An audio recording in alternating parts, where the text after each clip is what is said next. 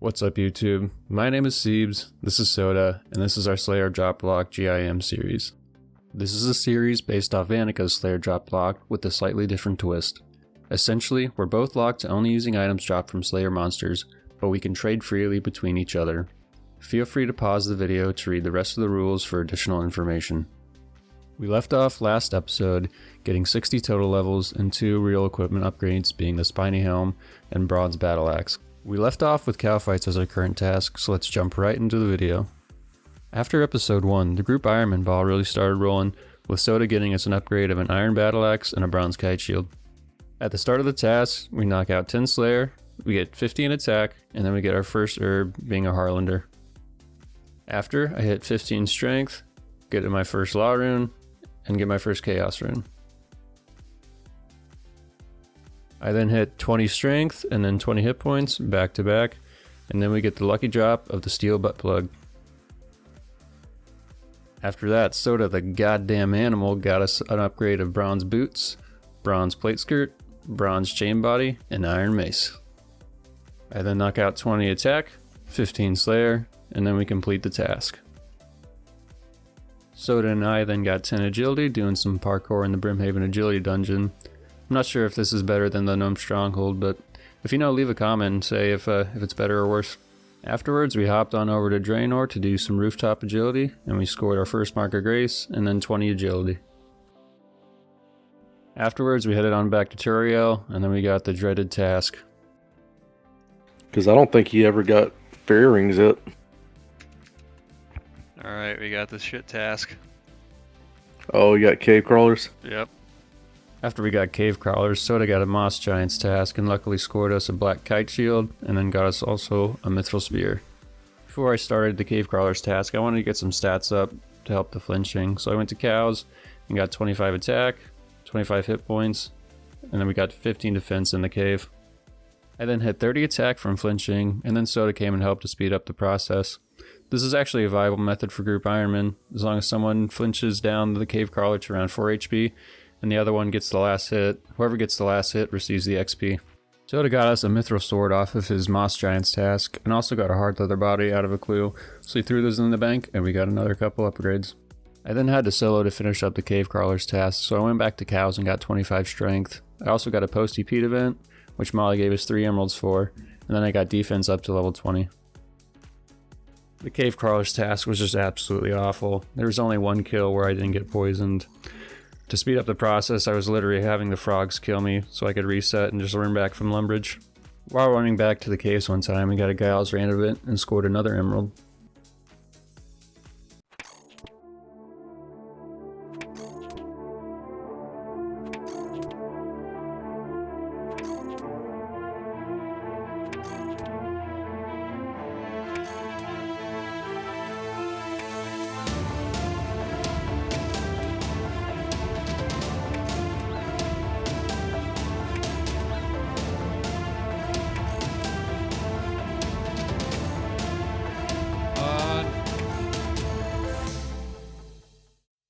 And then we finally completed that cave crawlers task. I mean, by the end, I think I was just physically angry and frustrated at it, so I was very, very happy to be done. Afterwards, we head back to Cristelia to try and get a wilderness task, but end up getting Ice Warriors, so we go back to Turiel. Alright, so I know I missed it on the last time when I got the cave crawlers task, but here's the stats afterwards, after killing all the cows and cave crawlers. We're back at Turiel. Let's see what our new task is. Reset. Scorpions. Okay, thank God it's not cave crawlers again. The scorpions were a breeze compared to the cave crawlers, so it went by super quick and super easy.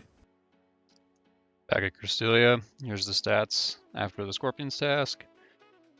And our new task is rogues. I think we might actually try that, so we'll give it a shot. Before I started rogues, I went to the Chaos Altar to use some of the bones I had banked. And right off the bat, we start out with 5 prayer. I had enough for a couple more runs, so we got 10 prayer, and then 15, and then we ended off with 16 prayer. Here was my first beginner clue I got from Rogues. It was requiring the gold necklace and gold ring, which I don't have yet, so couldn't do it. Got myself a looting bag, and then we got another clue scroll that required a spade, so I had to drop that one as well. I then finally got a clue step I could do, which was talking to Hans in Lumbridge. But then he sent me to Gertrude over in Varrock, and that clue required a spade, so no luck on that one either.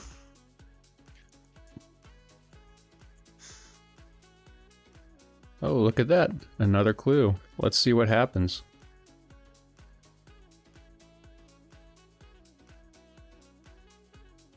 So we can do it, but here's me not running straight into the Chaos Elemental and dying and losing the clue scroll.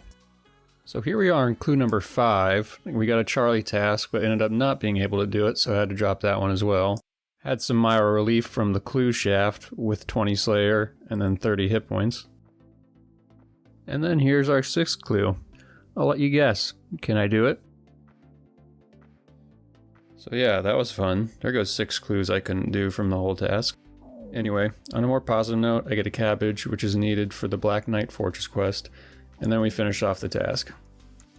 So here's our ending stats after rogues, and then I accidentally clicked pretty quick on Crystalia, but we ended up getting Chaos Druids, which was a great task. During the Chaos Druids task, I get 30 defense, and then we also get a ton of herbs, and then some air runes, which essentially unlocks magic for us.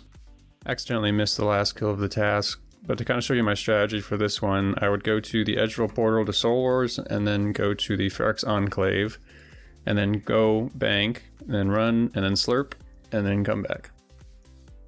So here's our stats after the Chaos Druids, and we're back at Crystalia, and we end up getting Hellhounds, which I'm definitely not going to do right now, so we head back to Turiel. Back at Turiel, we score a Bear's task, which is fine by me, so we head on over to the wilderness to kill some bears. Here we knock out 30 strength with bears. Probably going to stick with strength for a while until we actually need the levels to wield a rune weapon or wield rune armor. So to continue to carry the team on his back into the ice giants and got us a black kite shield. Here's the end of the bear's task. It was pretty easy having the Ferox Enclave right next to us, so it went pretty quick. Here's the stats after the bear's task. Back at Crystalia, we get lesser demons, so skip that task. On the way to Turiel, I started Druidic Ritual, dumped the meat and the Kool-Aid, and then got back and unlocked Herblore. As for our task, we got Ghost, which is pretty good because we can go do Forgotten Souls at the Crumbling Tower. Not even after my first kill, I get a Dunce random event, and we take the book and we place it on Hunter because there isn't a viable method to get Hunter XP up to a certain point with just Slayer drops. We get a Mage equipment upgrade from the Forgotten Souls, being the Black Skirt. Soda also got a Wizard hat before using Forgotten Souls, and you see that when I'm doing the Chaos Druids. Similar to the Chaos Druids, to heal we use a similar strategy where we bank the Soul Wars, go to the Enclave, go to the pool, do a little slurp, and then come back. While on the Ghost task, we land ourselves 25 Slayer, 35 Strength, and then we end the task. On our way back to Crystalia, Dr. Jackal pays us a visit and gives us some steroids. Here's the stats after the Ghost task, and Crystalia gives us Greater Demons, which we're definitely going to skip. And with that being said, I think I'm going to end off the video here, so I'll see you in the stats summary. Alright, so, in summary, for our stats, we gained 127 levels, putting our total level at 219. And then for our equipment, we upgraded our weapon slot, chest, shield, legs, and boot slot. Also, I got a new mic, so hopefully the audio quality is better. There are still a couple clips that have my headset mic in this video, so if you notice a difference, that's why. Thanks to Crispy in the comments, I also increased the UI scale, so hopefully it looks a little bit better on phones. Let me know if it still needs to be increased or if it was a little bit too much. I also trimmed up the video a bunch, so it's down to about 9 to 10 minutes. So let me know if you like this or if you prefer the 15+ minute videos. If you want to talk to Soda and I, be sure to join Scape Slayer in-game for chat, or you can join our Discord link that's in the description. Also be sure to check out Soda's channel, as his episode 2 was just dropped this weekend. Don't forget to like and subscribe, and then I'll see you in the next episode.